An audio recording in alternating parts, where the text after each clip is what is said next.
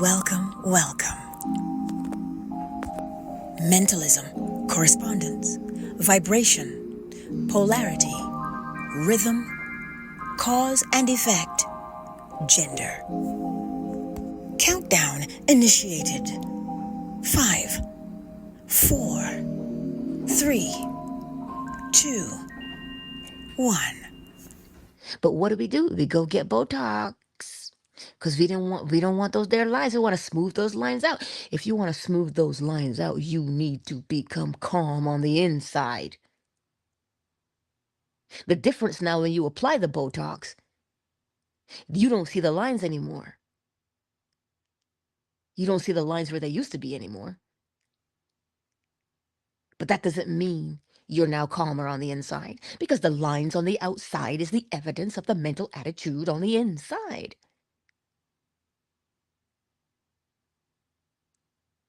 None of us want to age. We don't want to age. But we don't understand that the way we speak to ourselves will either speed up the aging process or slow it down. All of that has to do with self-love. The way you feel about yourself.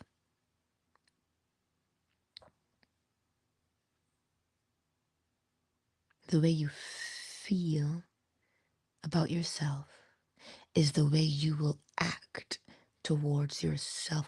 This is why eating disorders abound so much. Because they have heard so many things from society that when they look in the mirror, they have a distorted view. They're no longer seeing themselves through their eyes. They're seeing themselves through the eyes of society. And because they're seeing themselves through the eyes of society, it breeds inadequacy. So what do? We speak to ourselves in a poor fashion, making us act out in such a way. And the first thing we do is we call it a mental illness. No, it is not an illness. It is a view. It is a mental perspective. And always, if you look at the action, you will see what the inner conversation is. Look at the actions that you perform on a daily basis, and you will know if you're walking these streets from a place of self-love or a place of self-judgment. Is it making more sense on how one applies self-love? Because self-love right now is just hearsay. It's just a word.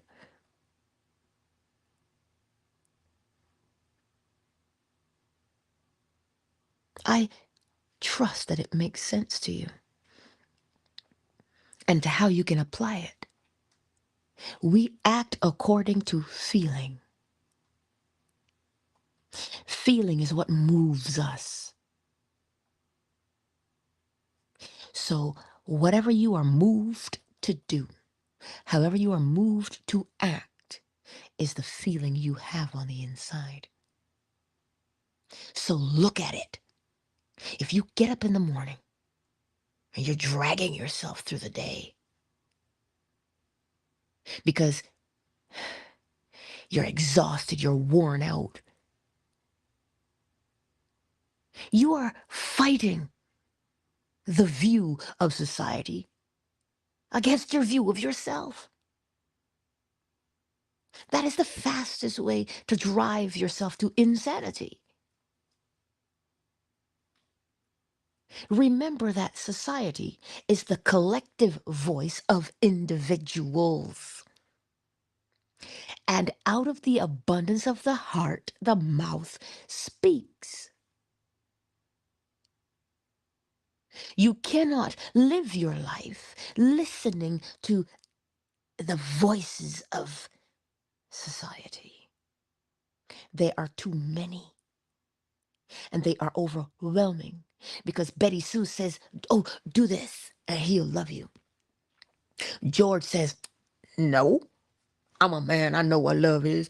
You do it this way. Then somebody comes along, a preacher comes along and says, oh, in the name of Jesus, if you don't do it this way, you're going to burn in the depths of hell.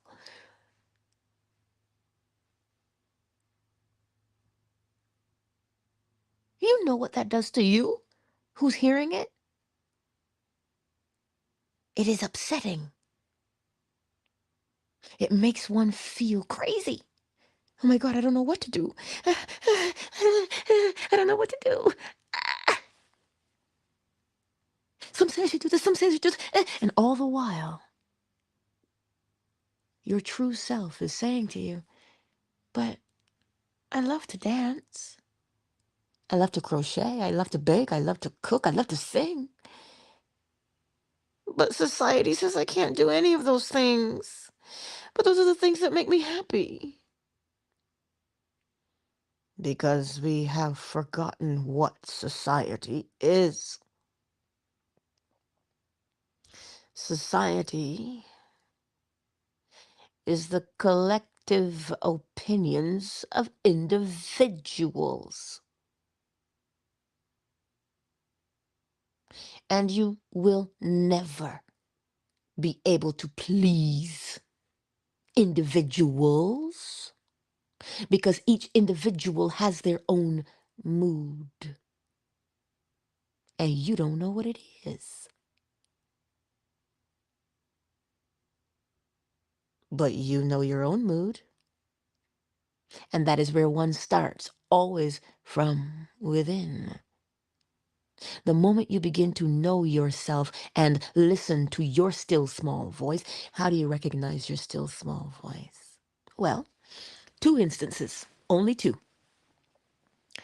And I know that we have all experienced it. How can I speak for all of us? Here's how. If you have ever said, oh my God, I am so glad I listened to that thing. I heard to go right and I went right, and whew, look at how that turned out. Or, man, I should have gone right. I know I heard to go right, but I was like, man, no, I'm going to go left. Oh, now look what happened. I should have listened. Every single one of us has experienced those 2 things in our lives at some point. If you go back to the incident, whether you listened or did not listen, if you go back to that incident, you will know exactly what your still small voice sounds like. Not only will you know what it sounds like, you will know what the confirmation of it feels like. So, if you search yourself, search myself? You mean rummage through my pockets? I don't even have pockets, Angela. I don't even wear a bra. I haven't stuffed anything in my bra. What do you mean search myself? Go back to the incident. Either or of them, where you did what you heard and it worked out, or you did not listen to what you heard and you bore the consequences. Because even if you look at both of those things, you will still recognize the still small voice.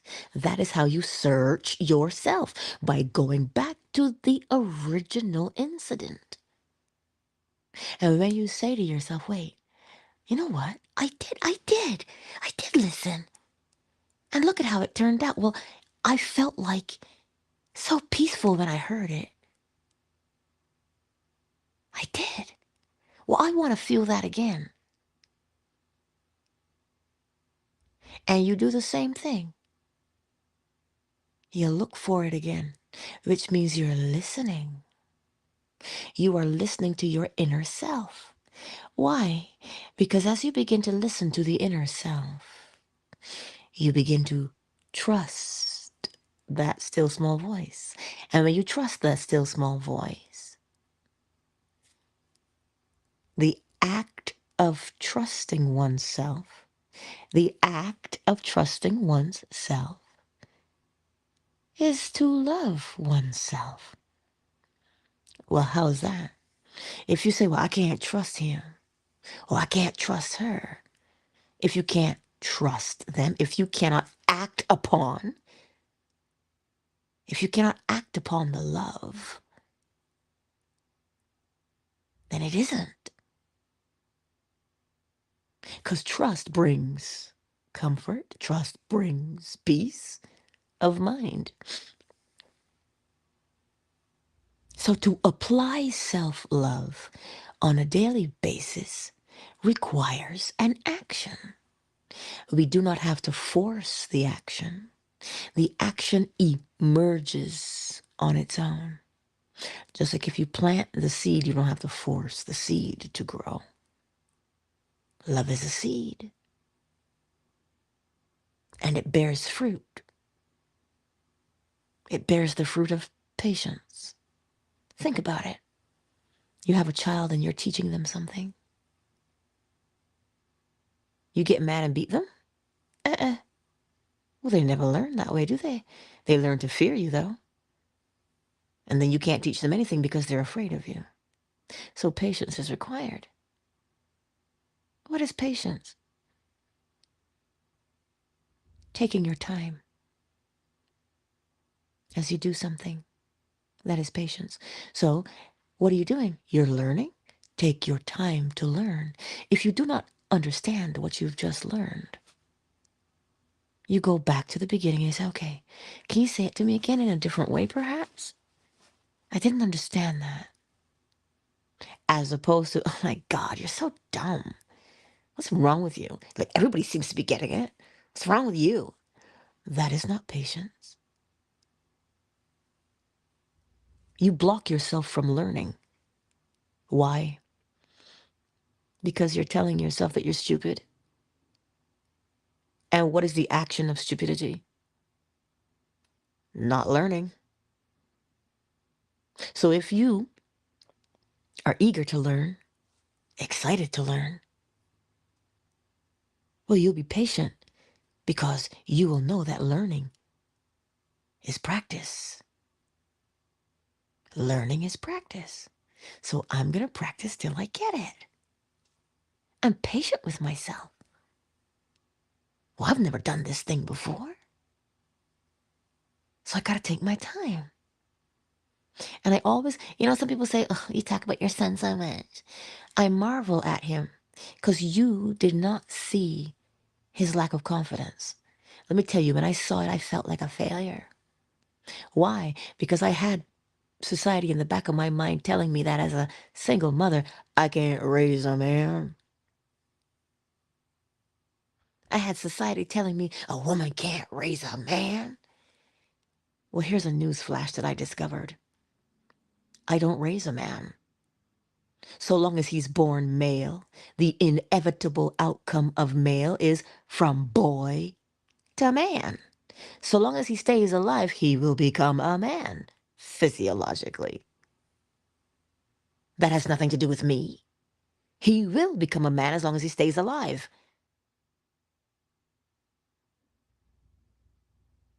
That is not a man. To say I can't raise one, that's like saying I can't raise guavas. If I plant a guava tree,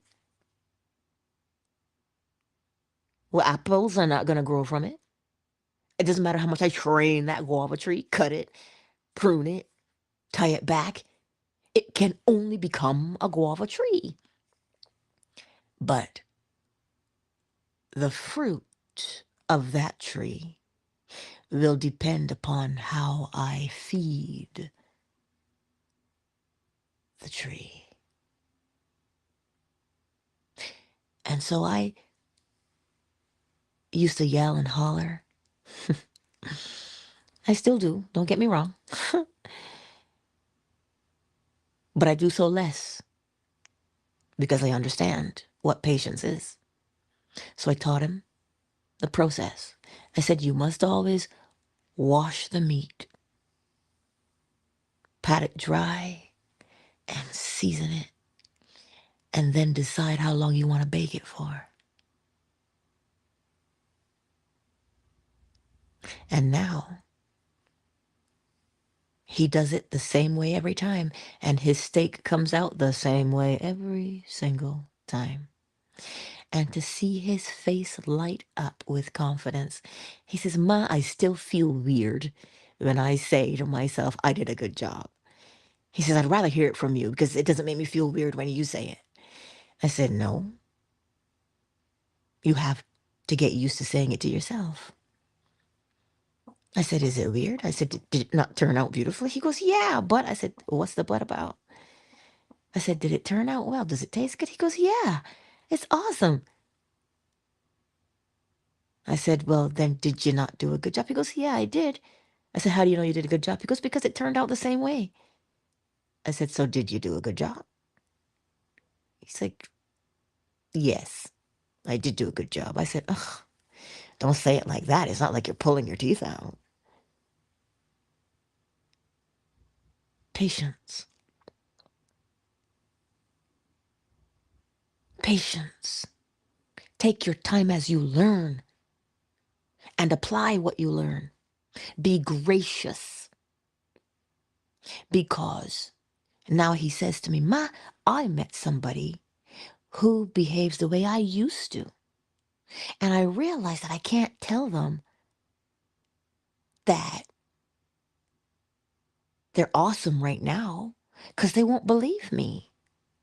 He goes, but I did figure out that if I encourage them, especially to find what they're good at and what they like, that it's a gradual process that they'll get to this point. He says it's gradual, Mama.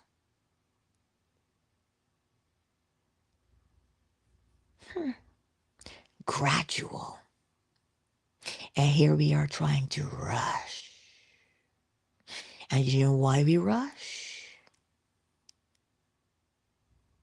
Because society says, hurry.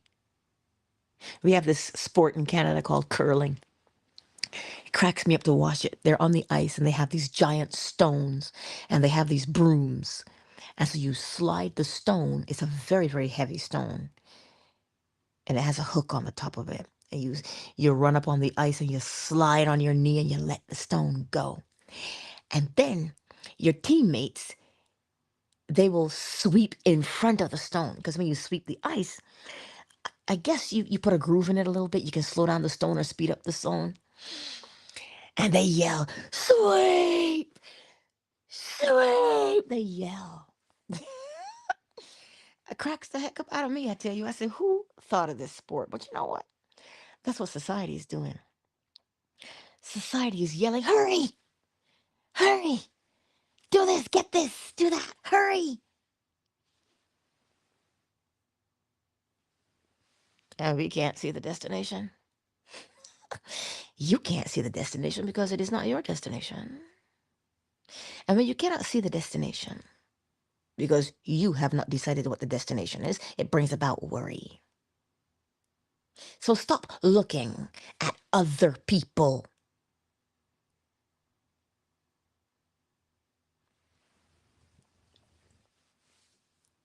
And we say, well, nobody listens to me. You don't listen to yourself.